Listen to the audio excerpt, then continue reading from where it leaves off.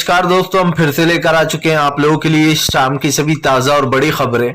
फटाफट अंदाज में बताएंगे एक एक कर आप देश और दुनिया से क्या बड़ी खबरें निकलकर सामने आ रही हैं।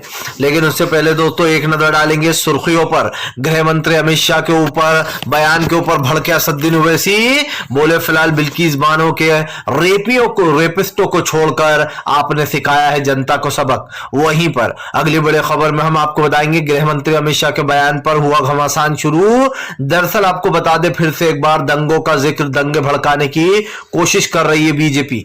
वहीं पर अगली बड़ी खबर में हम आपको बताएंगे दोस्तों आफताब की दरिंदगी को सही बताने वाला, आपको बता दें दोस्तों राशिद खान नहीं बल्कि निकला हिंदू व्यक्ति, खुल गई उसकी पोल, इसके बारे में बताएंगे। वहीं पर अगली बड़ी खबर में हम आपको बताएंगे दोस्तों शुभेंदु अधिकारी मिले ममता बनर्जी से, भाजपा को लगा तगड़ा झटका, बताएंगे क्या कुछ है पूरा मामला। वहीं पर अगली बड़ी खबर में हम आपको बताएंगे दोस्तों, दरअसल आपको बता दें बाबा रामदेव का विवादित बयान, बोले महिलाएं कुछ नहीं पहनती तब भी लगती हैं सुंदर, तब भी अच्छी लगती हैं, इसके बारे में बताएंगे। भरी सभा में बाबा रामदेव उल जलूल बोल गए। वहीं पर अगली बड़ी खबर में हम आपको बताएंगे दोस्तों लखीमपुरी मामले में आशुतोष को नहीं मिली जमानत। वहीं पर सलमान खुर्शीद ने चुनाव आयोग से की शिकायत, बीजेपी कर रही मासूम बच्चों का जो शोषण, बच्चों से दोस्तों करवा रही चुनाव प्रचार। वहीं पर अगली बड़ी खबर में हम आपको बताएंगे कन्हैया कुमार ने मोदी सरकार और गोदी मीडिया की लगाई क्लास, बोले फिलहाल डरना बंद करो मोदी जी से। जी हां, वहीं पर पत्रकार को लताड़ दिया और बोले 27 साल से गुजरात में बीजेपी की सरकार, लेकिन हमसे पूछना विकास के बारे में, इसके बारे में भी बताएंगे। वहीं पर अगली बड़ी खबर में हम आपको बताएंगे दोस्तों गृह मंत्री अमित शाह के बयान पर भड़के अखिलेश यादव, बोले फिलहाल गुजरात दंगों की याद दिला रही बीजेपी। याद होगा दोस्तों आपको मोदी और शाह के ऊपर आरोप लगा था 2002 के गुजरात दंगों का। अब तो गृह मंत्री अमित शाह खुद कह रहा है कि हमने 2002 में ऐसा सबक सिखाया, इसका मतलब आप एक्सेप्ट कर रहा हो कि उसमें आप ही शामिल थे, इसके बारे में भी बताएंगे। तो सारी खबरें फटाफट अंदाज में देंगे, एक एक कर देंगे। फिलहाल चलिए बढ़ते हैं सबसे पहली और सबसे बड़ी खबर की ओर। दरअसल दोस्तों आपको बता दें गृह मंत्री अमित शाह के बयान पर भड़की कांग्रेस, बोले बीजेपी जानबूझकर फैलाती है दंगे, दंगों का बनाती है माहौल। दरअसल दोस्तों गृह मंत्री अमित शाह ने कल एक बयान दिया, उस बयान में गृह मंत्री अमित शाह कहते हुए नजर आए कि इससे पहले जब कांग्रेस गुजरात में थी तो गुजरात में जो है यहाँ पर जो रूढ़िवादी लोग थे वो उनकी शह पर मतलब वो मारपीट करते थे, दंगे फैलाते थे, लेकिन हमने 2002 में ऐसा सबक सिखाया कि सब लोग ठीक हो गए। अब आप समझिए दोस्तों 2002 में आपको याद होगा गोधरा कांड हुआ था, जहां पर यह इल्जाम मोदी सरकार पर लगा था कि ये दंगे उन्होंने फैला है और गृह मंत्री अमित शाह भी इसमें नप गए थे। लेकिन अब जब खुद गृह मंत्री अमित शाह ने अपने बयान में ये कह दिया कि कांग्रेस की वजह से यहां पर रूढ़िवाद लोग दंगे फैलाते थे, लेकिन 2002 में हमने ऐसा सबक सिखाया कि वो लोग अब दोबारा ऐसा करते नहीं है। आप समझिए दोस्तों 27 साल से बीजेपी सत्ता में है गुजरात में, लेकिन उसने लोगों के लिए कुछ नहीं किया। अगर आप 27 साल का एक आंकड़ा उठाकर देखेंगे और गुजरात के हालात देखेंगे तो आपको समझ में नहीं आएगा कि गुजरात में ऐसा कौन सा विकास का काम कर दिया बीजेपी ने जो अपनी छाती पीटने का काम खुद ही कर रही है। जब इस देश का गृह मंत्री ये खुद ही भूल जाए कि वो किस तरीके की भाषा का यूज कर रहे हैं तो फिर और किसी से क्या ही उम्मीद की जा सकती है। आप लोगों को उस दर्दनाक हादसे के बारे में बता रहा हूं जिस हादसे में न जाने कितने मासूम लोगों की जानें चली गई थी, कितने मासूम लोगों ने अपने परिवार को खो दिया था। महिलाओं के साथ दोस्तों आप समझिए दुष्कर्म हुआ था, जगह जगह महिलाओं को मारा गया था। उसी में से कई ऐसे हैं जो अभी भी उस केस को लड़ रहे थे, लेकिन गृह मंत्री अमित शाह का खुद ये एक्सेप्ट करना कि 2002 में हमने ये सबक सिखाया था, इसका सीधा इशारा गोधरा दंगों की तरफ जाता है, क्योंकि 2002 में ही वो दंगे हुए थे। और अमित शाह का इशारा दोस्तों जनता को इनडायरेक्टली, डायरेक्टली नहीं इनडायरेक्टली वही समझाने का था कि हमने 2002 में ऐसा सबक सिखाया कि ये लोग डर गए। अब आप समझिए मतलब इनको ऐसा लगता है कि इन्होंने दंगे फैलाए तो खास करके एक विशेष समुदाय को घेर रहा होंगे, कह रहा होंगे कि फिलहाल उन हुड़दंगियों को हमने सबक सिखाया है। जबकि दोस्तों आप भी समझते हैं कि ऐसे दंगे बीजेपी ही फैलाती है, उस पर आए दिन ये आरोप लगते हैं। चलिए बढ़ते हैं एक और अगली बिग ब्रेकिंग की तरफ। बता दोस्तों अगली जो बड़ी खबर निकल कर आ रही है आपको बताते हैं। राहुल गांधी की भारत जोड़ो यात्रा लगातार दोस्तों लोगों के दिलों में बना रही जगह। इस बार हिमाचल और गुजरात में कर दिया है कांग्रेस ने खेल। आपको बताते चले लगातार जो है प्रियंका गांधी और राहुल गांधी को लोगों का प्यार मिल रहा है। मध्य प्रदेश में राहुल गांधी और प्रियंका गांधी दोनों आए हुए हैं। ऐसे में आपको बता दें कल राहुल गांधी ने जो है यहाँ पर आरती भी की, पूजा भी की जाकर, और राहुल गांधी की पिक्चर्स भी वायरल हुई। आपको बता दें प्रियंका गांधी के साथ उनके पति वाड्रा और उनके बेटे भी हैं शामिल। वहीं दूसरी तरफ आपको यह भी बता दें कि राहुल गांधी ने ऐलान कर दिया कि मध्य प्रदेश में एक बार फिर से कांग्रेस की ही सरकार आएगी। जिन लोगों ने 20 से 25 धोखे से विधायक खरीदे हैं उन लोगों को माफ नहीं किया जाएगा। राहुल गांधी ने कहा कि जनता ने हमें जन समर्थन दिया था और मध्य प्रदेश में कांग्रेस की सरकार बनी थी, लेकिन बीजेपी ने बेईमानी से 20 से 25 विधायक खरीदकर इस सरकार को गिराने का काम किया। राहुल गांधी ने कहा कि बहुत जल्दी वो वक्त आएगा जब बीजेपी जो है यहाँ पर वापिस से दोस्तों देश से साफ हो जाएगी। राहुल ने कहा कि भारत जोड़ो यात्रा देश में प्यार, मोहब्बत और भाईचारा फैला रही है और ये यात्रा अपने अंत सफर पे ही रुकेगी, यानी कि कश्मीर जाकर। आपको बता दें इसके बाद दोस्तों मध्य प्रदेश के बाद राजस्थान में राहुल गांधी की एंट्री हो जाएगी और राहुल गांधी की एंट्री राजस्थान से शुरू होगी। वहीं दूसरी तरफ आपको बताते चले राहुल गांधी ने कई राज्यों को कवर कर लिया है। ऐसे में अभी भी कई राज्य बाकी हैं जिसमें राहुल गांधी इस यात्रा के साथ जाएंगे, लेकिन मध्य प्रदेश में राहुल गांधी को अच्छा खासा जन समर्थन मिल रहा है। आपको बताते चले पिछली बार कमलनाथ ही थे जिन्होंने शिवराज मामा का रिकॉर्ड तोड़ दिया था और सत्ता को हासिल कर लिया था, लेकिन उसके बाद सिंधिया ने बेईमानी की, वो 20 से 25 विधायक ले उड़े, जिसका नतीजा ये हुआ कि कमलनाथ की सरकार गिर गई। लेकिन राहुल गांधी ने यह विश्वास जताया है कि एक बार फिर से जनता उनका साथ देगी और जनता उन्हें ही वोट देगी। आपको बता दें कमल मामा शिवराज के ऊपर दोस्तों काफी घोटाले थे, काफी घोटालों के आरोप लगे, जैसे कि पानी घोटाला, और कई पंडितों को चुप कराने के लिए उन्होंने कई चीजें करी थी। वो सारे घोटाले सामने आ गए थे और यही कारण था जो शिवराज सिंह चौहान को जनता ने सत्ता से बाहर कर दिया था, उनको बुरी तरीके से हराया था। लेकिन एक बार फिर से मामा शिवराज ने सरकार गिराकर सरकार बना ली, जिसके बाद जो है जनता का भी गुस्सा फूटा है। कई लोग बीजेपी को अभी भी बेसिकली रवाना करना चाहते हैं क्योंकि देश में अब जो महंगाई बढ़ रही है इसकी जिम्मेदार सिर्फ भाजपा है। चलिए बातें हैं एक और अगली बिग ब्रेकिंग की तरफ। बता दोस्तों अगली जो बड़ी खबर निकल कर आ रही, गृह मंत्री अमित शाह के बयान पर भड़के असदुद्दीन ओवैसी। बोले देश का गृह मंत्री गुजरात में आकर कहता है कि हमने 2002 में तुम्हें ऐसा सबक सिखाया था कि दोबारा कभी हिम्मत नहीं की। बेसिकली दोस्तों गृह मंत्री अमित शाह का जो इशारा था वो मुस्लिमों की तरफ था और कांग्रेस को वो घेर रहे थे, यानी कि हमने मुसलमानों को ऐसा सबक सिखाया कि उनके होश उड़ गए। 2002 में किस तरीके से दोस्तों दंगे फैले थे, खास करके बिल्किस बानो तो याद ही होंगी, जिनके साथ दोस्तों 11 लोगों ने, आप समझिए 11 लोगों ने दुष्कर्म किया था। उनकी 3 साल की बेटी को उनके सामने मार दिया गया था और वो नंग व्यवस्था, यानी कि दोस्तों वो विदाउट कपड़े के भागी थी। उनकी मदद जो है वो आदिवासियों ने की थी। आदिवासियों ने उन्हें न सिर्फ छुपाया था बल्कि पहनने को कपड़े वगैरह भी दिए थे। उसके बाद ओवैसी ने गृह मंत्री अमित शाह के ऊपर हमला बोलते हुए कहा कि आपने लोगों को सबक तो सिखाया है, आपने बिल्किस बानो के दोषियों को छोड़कर जनता को सबक सिखाया है कि रेपिस्टों की जगह जेल के बाहर होती है, जेल के अंदर नहीं। दोस्तों यकीन मानिए इस देश का लोकतंत्र, इस देश का कानून इतना कमजोर कभी नहीं था कि उसको बैसाखियों की जरूरत पड़ जाए। लेकिन ये कहने में कोई मुझे आपत्ति नहीं है दोस्तों कि इस वक्त हमारे देश का कानून बैसाखियों पर चल रहा है। बैसाखियां कैसी दोस्तों कि हर जगह प्रधानमंत्री नरेंद्र मोदी और गृह मंत्री अमित शाह अपना कब्जा जमाना चाहते हैं। वो अदालतों को के फैसले अपने तरीके से दिलवाना चाहते हैं, वो जजों को अपने तरीके से नियुक्त करते हैं, वो लोग सिर्फ उन्हीं लोगों को नियुक्त करते हैं जो उनके जान पहचान के हैं।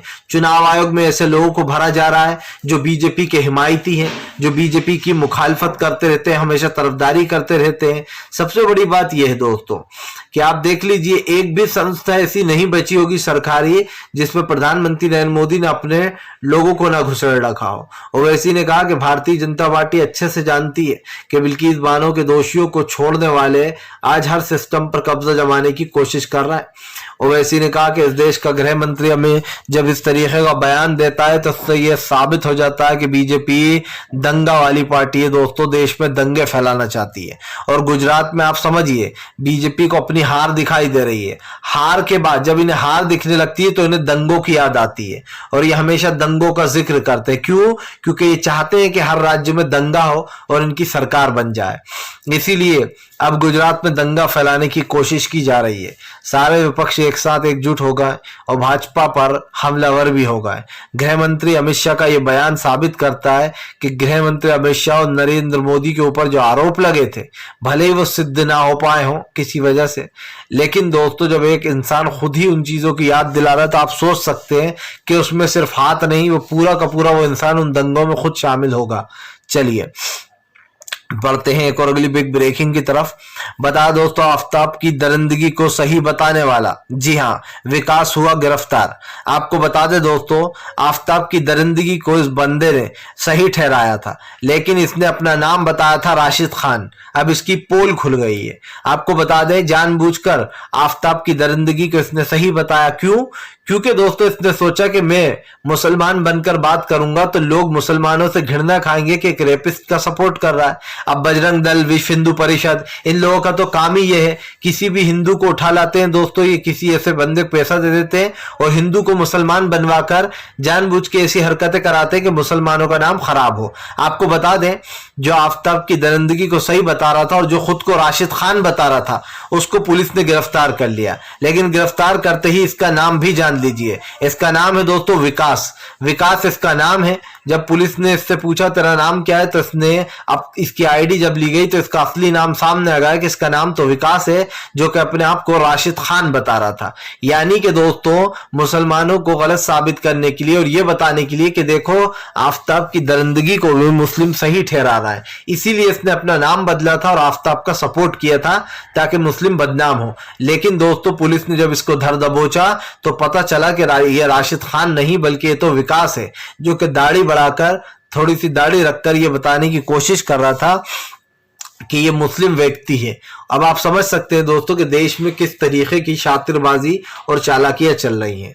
ये विकास जो है दोस्तों, इससे पहले भी बीजेपी के कई ऐसे नाम आ चुके हैं सामने, ऐसे आरएसएस और बजरंग दल के लोग जो झूठे मुस्लिम बनकर नफरत फैलाते हैं, कभी लड़की को छेड़ता हुआ वीडियो वायरल कर देते हैं और नाम मुस्लिम बताते हैं। जब सच्चाई पता चलती है तो पता चलता है कि अरे ये वीडियो तो भाई ये बंदा तो हिंदू है, मुस्लिम है ही नहीं।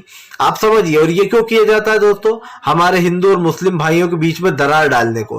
देखिए दोस्तों, कोई सा भी धर्म बेकार नहीं होता, किसी का भी धर्म ये नहीं सिखाता कि आप नफरत फैलाएं, गलत काम करें या फिर गलत का साथ दें। चाहे वह हमारा हिंदू धर्म हो, चाहे हमारा मुस्लिम धर्म हो, चाहे हमारा सिख हो, ईसाई हो, सब लोग, हर धर्म ये चाहता है दोस्तों कि उसके धर्म की तारीफ हो और लोग अच्छे काम करें। लेकिन ये तो बीजेपी ही है जो देश में नफरत बांटने का काम कर रही है। चलिए बढ़ते हैं एक और अगली बिग ब्रेकिंग की तरफ। बता दोस्तों अगली जो बड़ी खबर निकल कर आ रही है, आपको बता दें बाबा रामदेव का विवादित बयान, बोले औरतें कुछ ना पहने तो भी अच्छी लगती हैं। अब आप समझिए दोस्तों, ये अपने आप को बाबा कहता है, लेकिन इसके अंदर की गंदगी देखिए कि कैसे बाहर निकल कर आती है।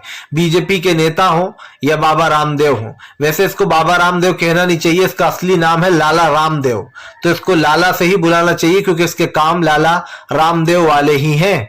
आपको याद होगा एक बार जब लड़कियों के साथ बाबा रामदेव यानी कि लाला रामदेव पकड़े गए थे तो शलवार पहनकर भागे थे, और जब ये शलवार पहनकर भागे थे तो इनका वीडियो भी सोशल मीडिया पर वायरल हुआ था। आज बाबा बनकर आराम से बैठे हुए हैं, लेकिन समझ में ये नहीं आता दोस्तों कि बाबा रामदेव इतना गंदा बयान दे कैसे सकते हैं। आप एक भरी सभा में कह रहे हैं कि अगर लड़कियां कुछ ना पहने तो भी अच्छी लगती हैं, तो इसका क्या मतलब निकाला जाए दोस्तों? इनकी सभा हो रही थी या फिर कोई पूर्ण कार्यक्रम रखा था इन्होंने जिसमें ये अश्लील बातें कर रहे थे? क्योंकि इनका बयान सुनकर तो यही लगता है कि इनकी सभा नहीं बल्कि कोई पूर्ण जो है कार्यक्रम रखा था जिसमें इस तरीके की दोस्तों बातें की जा रही थी। समझ में ये नहीं आ रहा कि बाबा रामदेव जैसे लोग दोस्तों ऐसी भाषा का यूज क्यों करते हैं। एक तरफ तो आप अपने आप को बाबा बताते हो, दूसरी तरफ आप कहते हो लड़कियां कुछ ना पहने तो भी अच्छी लगती हैं।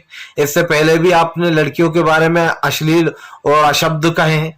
हजार ऐसे वीडियो में निकाल सकता हूं बाबा रामदेव के जहां पर उन्होंने इसी तरीके के बेहुदा बयान दिए हैं, और आज तक बाबा रामदेव ने नहीं बताया कि वो शलवार पहनकर क्यों भागे थे, क्या थी उसकी असली वजह। सबको हालांकि पता है कि क्यों भागे थे, लेकिन उन्होंने नहीं बताया दोस्तों। तो अब आप समझिए कि लाला रामदेव जैसे लोग इस तरीके के बयान देते हैं और शर्मसार होती है महिलाएं। महिलाओं के बारे में ऐसी टिप्पणी करने से पहले बाबा रामदेव को कम से कम 1000 बार सोचना चाहिए था। चलिए बढ़ते हैं एक और अगली बिग ब्रेकिंग की तरफ।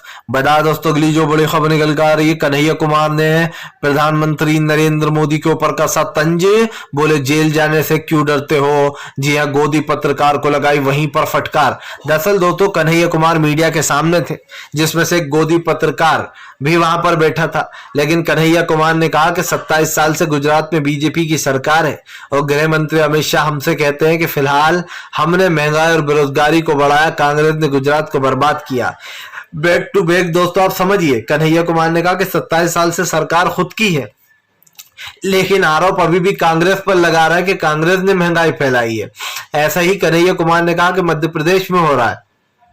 मध्य प्रदेश में नॉन स्टॉप शिवराज सिंह चौहान की सरकार रही, यहां पर भी इतनी महंगाई कर दी गई है और इल्जाम किस पर लगाया जाता है दोस्तों, कांग्रेस पर।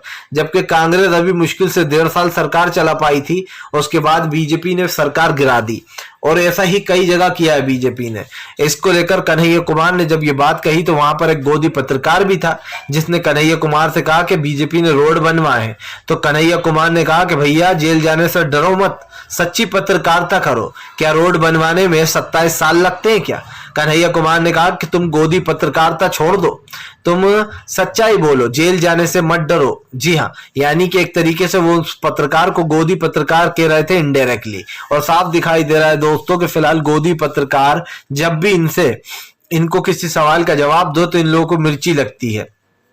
इन लोगों को लगने लगता है कि अरे मोदी जी के बारे में कोई तो है ही नहीं सपोर्ट करने को, चलो हम पत्रकार का काम छोड़कर प्रवक्ता बन जाते हैं, मोदी को वहीं पर सपोर्ट करने लगते हैं। हाथ में होता है माइक और गले में दोस्तों लटका होता है चैनल का एक नाम, ठीक है ना।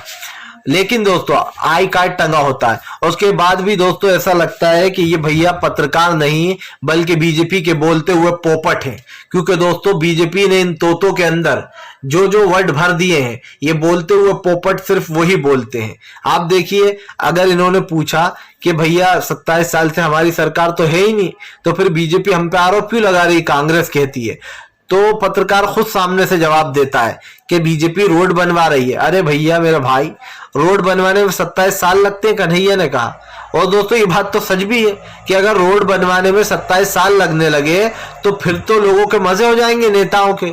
लोग आपसे वोट लेंगे और बहाना बनाएंगे कि हम तो भैया 100 साल से रोड बना रहा है। वाह, ऐसे पत्रकार दोस्तों किसी के नहीं होते। ये सिर्फ वहीं पर चाटुकारिता करते हैं जहां पर इन्हें थोड़ा बहुत खाने को मिल जाता है, और इसीलिए जो है बीजेपी की तरफदारियां होती है। बीजेपी चैनलों को एड देती है, प्रचार का पैसा देती है, इसीलिए तो बीजेपी के लिए पत्रकार प्रवक्ता तक बन जाते हैं। चलिए बढ़ते हैं एक और अगली बिग ब्रेकिंग की तरफ। बता दोस्तों अगली जो बड़ी खबर निकल कर आ रही है, आपको बताते चले दोस्तों, शुभेंदु अधिकारी ने की ममता बनर्जी से मुलाकात, भाजपा को लगा बड़ा झटका। दरअसल दोस्तों आपको बता दें, अभी 1-2 दिन पहले ही ममता बनर्जी को देश की सबसे मनहूस नेता बता रहे थे शुभेंदु अधिकारी, लेकिन अचानक ऐसा क्या हुआ कि शुभेंदु अधिकारी ममता बनर्जी से मुलाकात करने चले गए। ये भी दोस्तों अपने आप में एक पहेली बन गया है। अभी आप समझिए, 2 दिन पहले की ही बात है जब मैंने आपको बताया था कि कैसे शुभेंदु अधिकारी ने यह कहा कि इस देश की सबसे मनहूस नेता ममता बनर्जी हैं। अरे भाई, जब ममता बनर्जी सबसे मनहूस नेता है तो तुम मिलने क्यों गए ममता बनर्जी से? आखिर ऐसी कौन सी आफत पर आ पड़ी शुभेंदु अधिकारी जो तुम अचानक से ममता बनर्जी से मिलने गए? आप समझिए दोस्तों, बीजेपी को झटका लग गया। बीजेपी समझ नहीं पा रही है कि शुभेंदु अधिकारी को एकदम क्या हुआ है, ये ममता बनर्जी के पास क्यों चला गया। क्या बीजेपी को एक और झटका लगने वाला है? क्या शुभेंदु अधिकारी को उठाकर बाहर फेंकने के बाद फिर से एक बार पार्टी में जगह मिल सकती है? कई तरीके के सवाल घूम रहे हैं, लेकिन सवाल सिर्फ एक ही कि बेईमान लोगों को डबल से चुनना नहीं चाहिए, ना ही उनको जो है यहाँ पर मौका देना चाहिए। फिलहाल हम तो यही कहेंगे दोस्तों, अगर आपको हमारा वीडियो अच्छा लगे तो लाइक करें, चैनल पर पहली बार आए